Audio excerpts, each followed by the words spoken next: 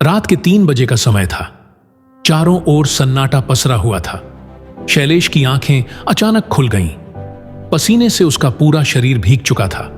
उसने घड़ी देखी और फिर अपनी बीवी सिम्मी की तरफ देखा, जो गहरी नींद में थी। शैलेश पिछले 3 दिनों से एक ही सपना देख रहा था। एक लड़की जो सफेद कपड़ों में खुले बालों के साथ एक सुनसान कुएं के पास खड़ी रहती है। हर रात वो लड़की उसे इशारे से अपने पास बुलाती है और जब वह पास जाता है तो वो गायब हो जाती है।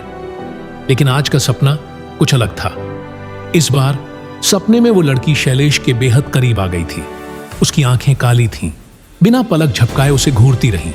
उसने धीरे से कहा, अब बहुत हो गया, अब सिर्फ सपना नहीं, अब मैं हकीकत में आ रही हूं। शैलेश हड़बड़ाकर उठा, लेकिन कमरे में सब सामान्य था। उसने खुद को समझाया कि यह बस एक बुरा सपना था। अगले दिन ऑफिस से लौटते समय रास्ते में उसका स्कूटर अचानक बंद हो गया, ठीक उसी पुराने कुएं के पास जो अब वर्षों से बंद पड़ा था।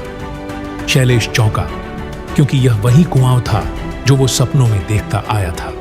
उसके रोंगटे खड़े हो गए। जैसे ही वह स्कूटर स्टार्ट करने झुका, उसे किसी के रोने की आवाज सुनाई दी।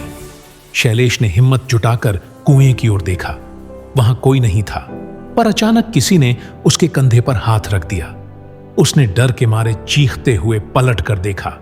वही सफेद कपड़ों वाली लड़की, चेहरा पूरी तरह जला हुआ और आंखों से खून बह रहा था।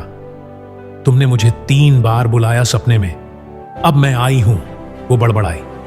शैलेश बेहोश होकर जमीन पर गिर गया। सुबह गांव वालों ने उसे बेहोशी की हालत में कुएं के पास पाया। डॉक्टर ने बताया कि उसके दिमाग पर गहरा सदमा पहुंचा है। बुजुर्गों ने बताया कि सालों पहले उसी कुएं में एक लड़की की मौत हो गई थी, जो हर साल किसी नए इंसान के सपने में आकर उसे बुलाती है और फिर उसका जीवन बदल देती है, हमेशा के लिए। कभी कभी सपने सिर्फ कल्पना नहीं होते, कुछ सपने नींद तोड़ देते हैं और जिंदगी भी।